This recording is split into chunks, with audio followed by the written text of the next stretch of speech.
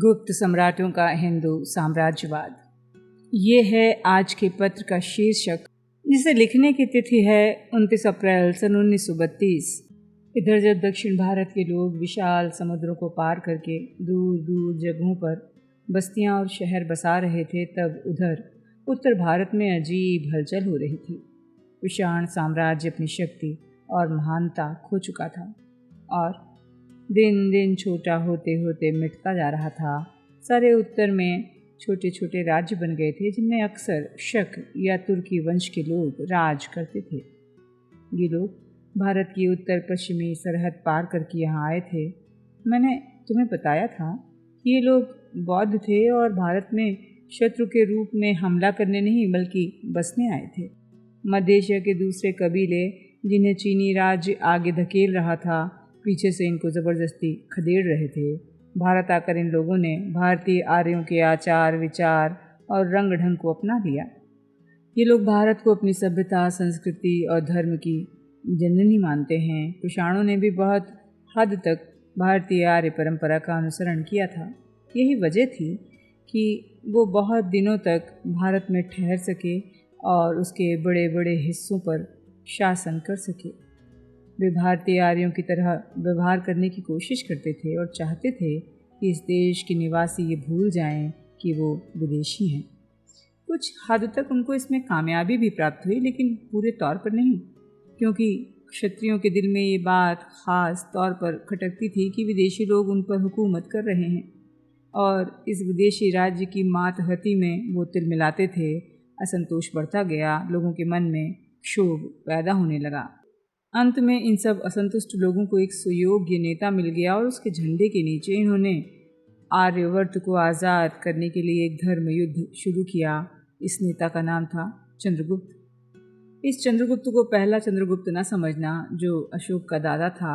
इस व्यक्ति का मौर्य वंश से कोई ताल्लुक नहीं था। ये पाटलिपुत्र का एक छोटा सा राजा था, लेकिन उस समय तक अशोक के वंश का नाम मिट चुका था। याद रखो, इस समय हम ईसा के बाद चौथी सदी की शुरुआत में यानी 308 ईस्वी में पहुंच गए हैं। ये अशोक की मृत्यु के 534 वर्ष बाद की बात है। चंद्रगुप्त एक महत्वाकांक्षी और सुयोग्य व्यक्ति था। वो उत्तर के दूसरे आर्य राजाओं को अपनी तरफ मिलाने और उन सब का संघ कायम करने में लग गया। उसने मशहूर और शक्तिशाली लिच्छवी वंश की कुमार देवी से विवाह किया और इस प्रकार इस जाति की सहायता हासिल कर ली। इस तरह होशियारी के साथ ज़मीन तैयार कर लेने के बाद चंद्रगुप्त ने भारत के सारे विदेशी शासकों के खिलाफ धर्म युद्ध की घोषणा कर दी। क्षत्रिय और आर्य जाति के ऊंचे वर्ग के लोग, जिनके अधिकार और पद विदेशियों ने छीन लिए थे, इस लड़ाई के समर्थक थे।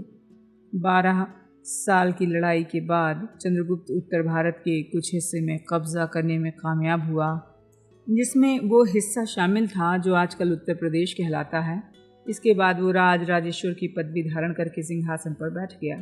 इस तरह गुप्त राजवंश की शुरुआत हुई।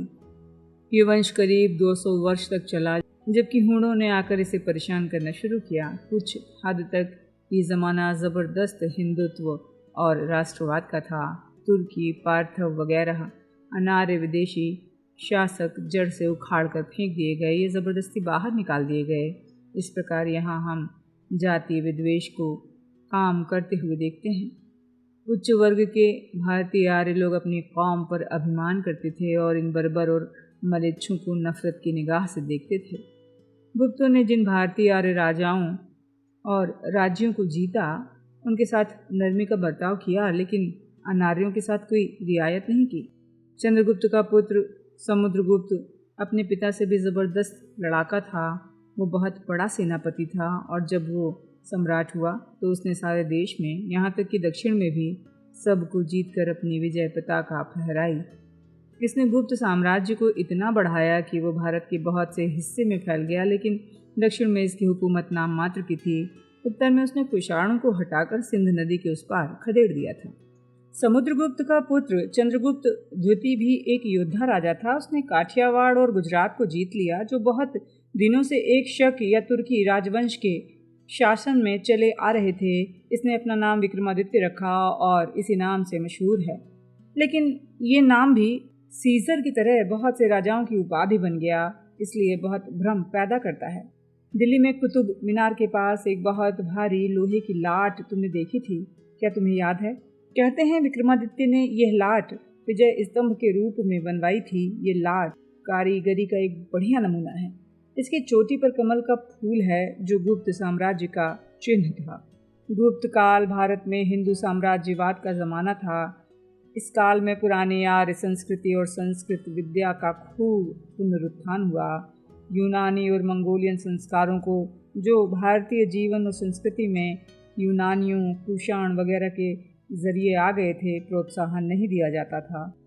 बल्कि असलियत तो यह है कि भारतीय आर्य परंपराओं पर जोर देकर इन्हें हर तरह से नीचे गिराया जाता था।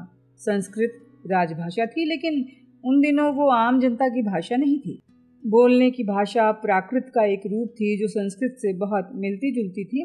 हालांकि संस्कृत उस जमाने की लोक भाषा नहीं थी, फिर भी काफ़ी प्रचलित थी। इस काल में संस्कृत कविता, नाटक और भारतीय आर्य कलाएं खूब खिली। जिस महान युग में वेद और महाकाव्य लिखे गए, उसके बाद संस्कृत साहित्य में शायद इसी जमाने में सबसे ज़्यादा और सुंदर साहित्य लिखा गया। संस्कृत का अद्भुत कवि कालिदास इसी जमाने में हुआ। कहते हैं विक्रमादित्य का दरबार बड़ी चमक दमक वाला था, जिसमें उसने उस समय के सबसे श्रेष्ठ लेखकों और कलाकारों को जमा किया था। क्या तुमने उसके दरबार में नवरत्नों के बारे में नहीं सुना? कालिदास उन नवरत्नों में एक था। समुद्रगुप्त अपने साम्राज्य की राजधानी पाटलिपुत्र से अयोध्या ले गया। शायद उसका ख्याल था कि उसने कट्टर भारतीय आर्य दृष्टिकोण के लिए, जिसे महाकवि वाल्मीकि ने अपने महाकाव्य में रामचंद्र की कथा के साथ अमर बना दिया था, ज़्यादा उपयुक्त जगह बन सकती थी। गुप्त सम्राटों ने आर्य सभ्यता और हिंदू धर्म का जो पुनरुत्थान किया, उसका रुख कुदरती तौर पर बौद्ध धर्म के लिए बहुत अच्छा नहीं था। इसकी कुछ वजह तो ये थी कि यह आंदोलन अमीर वर्ग का था और उसकी पीठ पर क्षत्रिय सरदार थे, और बौद्ध धर्म में लोकतंत्र की भावना ज़्यादा थी।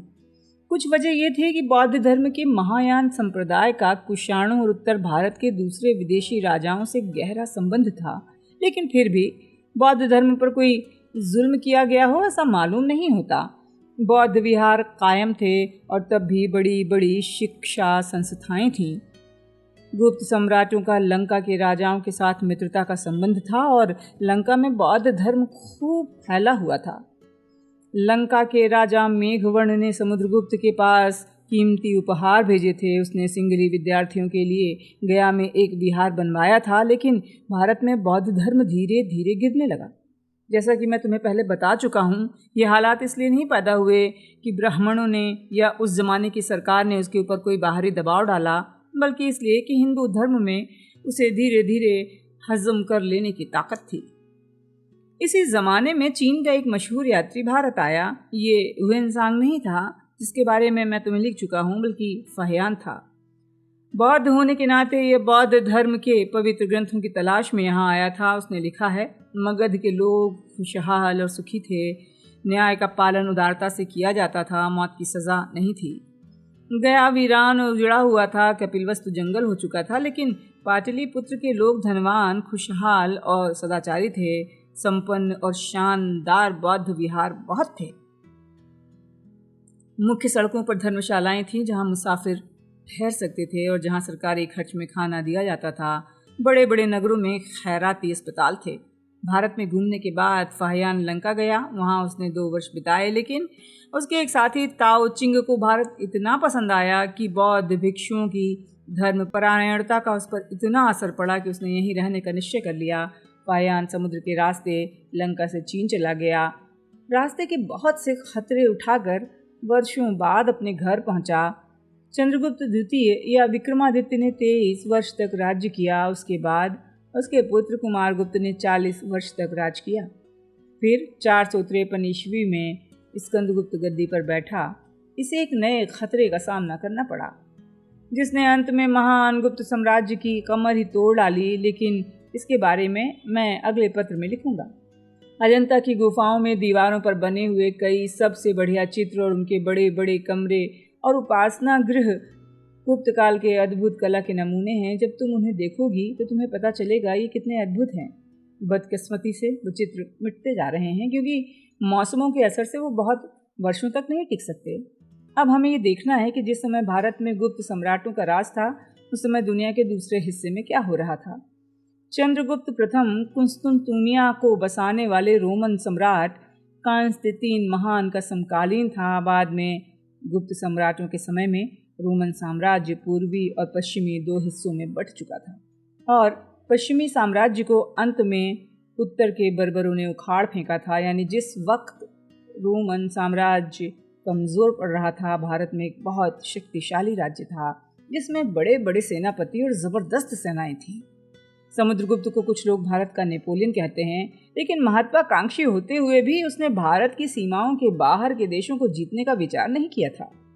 गुप्त काल हमला करने वाले साम्राज्यवाद और देश विजयों का ज़माना था, लेकिन हर एक मुल्क के इतिहास में इस तरह के साम्राज्यी काल बहुत बार आते हैं और अंत में जाकर इनका कुछ महत्व नहीं रहता। फिर भी गुप्त काल की विशेषता है, जिसकी वजह से भारत में वो कुछ गौरव के साथ याद किया जाता है, इस बात में है कि उसमें कला और साहित्य का चमत्कारी पुनर्जागरण हुआ था।